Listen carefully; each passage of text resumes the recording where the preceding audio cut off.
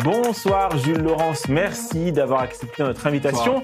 Alors, on va commencer par le cas de Monsieur Yves Bouteiller que vous avez débusqué sur le média, avec votre média Frontières. Racontez-nous. En effet, depuis 3 jours, avec mon média Frontières, sur notre site internet, on a publié une série d'enquêtes sur des candidats au municipal 2026 de la France Insoumise et qui ont tenu des propos antisémites sur leurs réseaux sociaux. Alors le cas d'Yves Bouteiller, il est emblématique parce que il a été investi par la France Insoumise en tant que tête de liste directement. Il a été investi comme tête de liste directement à Romilly-sur-Seine, qui est une ville dans l'Aube. Et sur son Facebook, il a publié toute une série de messages antisémites dont vous en montrez certains. Il en estimant que le CRIF, donc le Conseil de représentation des institutions juives, dirigerait la France, en estimant à plusieurs reprises également qu'il y a un génocide directement en Israël, en associant le mot juif avec un carnage directement à Gaza, en estimant également, en se posant la question, mais qui dirige la France, mis à part le CRIF? Donc, toute une série de propos antisémites visibles et disponibles sur ses réseaux sociaux et notamment son Facebook, depuis qu'il a été investi par la France Insoumise en 2025. Donc ça, c'est une donnée qui est extrêmement importante. Également, dans la continuité des propos du député David Guiraud, Yves Bouteiller a directement fait des caricatures et posté des caricatures de l'ex-député Meyer Habib en le caricaturant en cochon, en porc, parce que vous vous souvenez que David Guiraud avait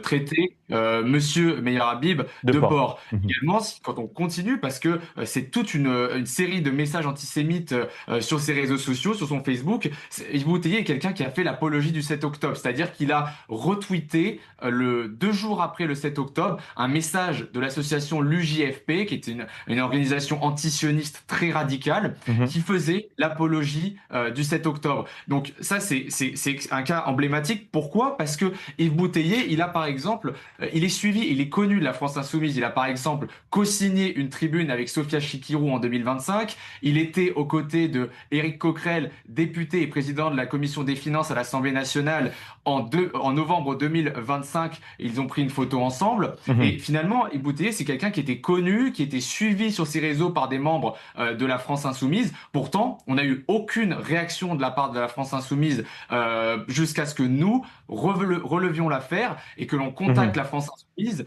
et qui par la suite... Ils ont retiré son investiture. Exactement. Et on enchaîne avec le cas de monsieur Dalil Diab.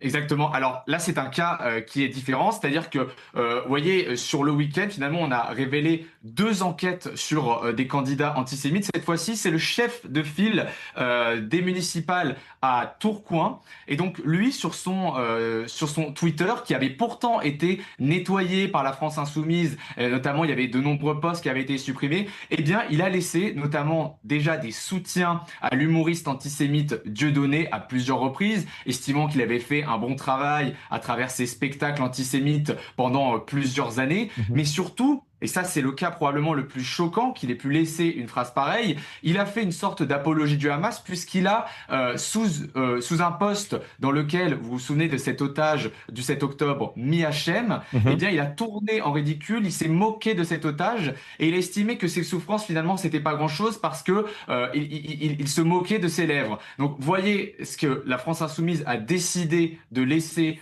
directement sur le profil de X de cette personne. Et il faut savoir que cette personne, elle est extrêmement bien insérée au sein de la France Insoumise. Pourquoi? Parce qu'elle appartient déjà à l'Institut La Boétie, qui est le think tank présidé par Jean-Luc Mélenchon, que encore hier, ce dimanche, il a pris une photo qu'il a publiée hier soir sur ses réseaux directement avec Jean-Luc Mélenchon et que ce candidat-là a également annoncé son investiture de campagne aux côtés de David Guiraud. Mais Jules Laurence, d'autres personnalités de la France Insoumise s'acharnent aussi sur le CRIF avec des sous-entendus que le CRIF dirige la France. Et vous savez très bien de qui je parle. Et ils sont toujours en place. Il y en a même certains qui sont candidats sur des listes pour la mairie de Paris, dans le 7e arrondissement, voilà, pour être plus précis. Mais il y a des profils, selon vous, qui sont plus difficiles à virer que d'autres?